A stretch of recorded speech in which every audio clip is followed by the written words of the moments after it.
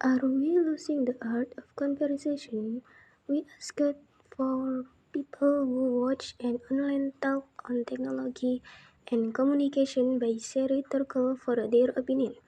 1. It was fascinating talk and the speaker really hit the nail on the head with a couple of things. Take parental influence, for instance.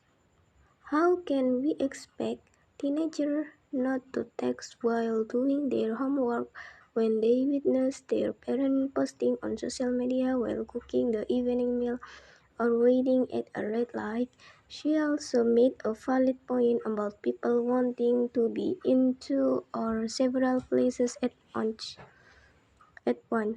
So they switch back and forth between their real life and online conversation. I see it all the time with my teenage daughter and her friends. They arrange to meet and then together in silence while each one engages in a different conversation online.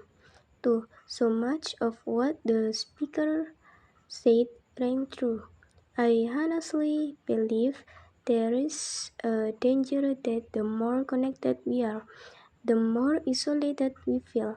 I don't think this is such an issue for my generation who've lived without technology for so long. We know how to be alone, and more importantly, we know that it's okay to be alone. But the under 20 seconds are another kettle of fish. They are so busy communicating that they never experience the feeling of solitude and run the risk of not learning how to enjoy their own company. In addition, they are learning conversation through messages that can be edited and changed at the expense of learning the art of real conversation in real time with the person in front of you. 3. I'm not sure that what extent I agree that people are more alone, but the way we communicate has certainly evolved. We send, ti- we send tiny snippets of conversation or emoticons to each other, and I wonder how much this actually allow us to really understand one another. This superficial conversation is replacing in-depth face-to-face interaction with its pauses, intonation, and sentiment.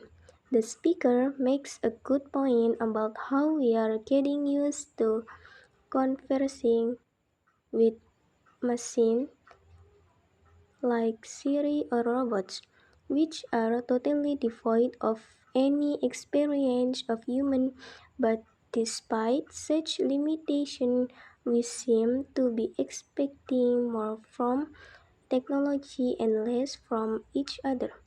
4. The talk certainly gave me plenty of food for thought about the way we communicate these days and how technology is changing our behavior. People are constantly multitasking, whether it be emailing during meetings or texting in the checkout queue. I really believe it's affecting the way we relate to each other, and it's not just in the workplace. Kids fade into the background as parent message at the dinner table or post on social networks during the school run.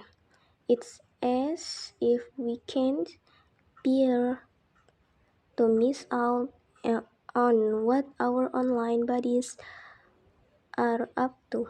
So we juggle the real and online world. My greatest concern is that we don't give our brains a chance to switch off. It's this precious moment when we actually process information that helps us make important decisions.